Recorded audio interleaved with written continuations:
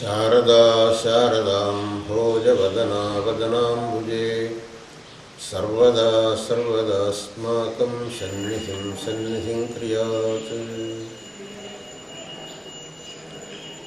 सर्वस्यापि लोकस्य धर्मानुष्ठानेनैव श्रेयः प्राप्तिः इत्यत्र न कापि विप्रतिपत्तिः। तत्र धर्मानुष्ठानार्थं शरीरदार्ढ्यम् आवश्यकं। तत्र च यः अरोगः पुरुषः स एव दृढकायो भवति, धर्मम् अनुष्ठातुं प्रभवति। अतः सर्वस्यापि आरोग्यं महाभाग्यम् इति पूर्वजैरुपदिष्टम्। तच्च आरोग्यं रोगनिदानानां परिहारेण संभवति।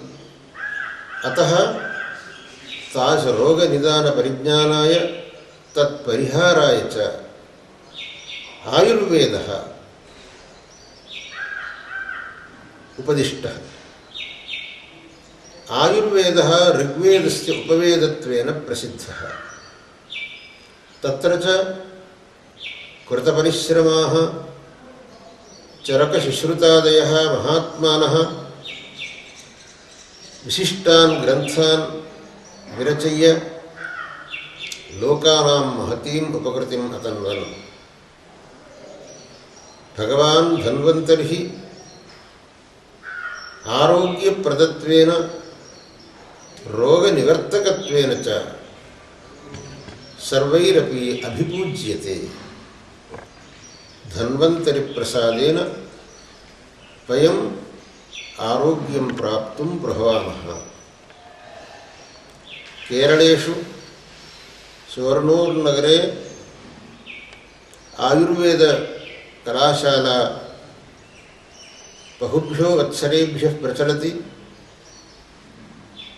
सा अधुना शृङ्गगिरिमठीयत्वेन तत्र कार्यं करोति। बहवः विद्यार्थिनः तत्र आयुर्वेदम् अधीत्य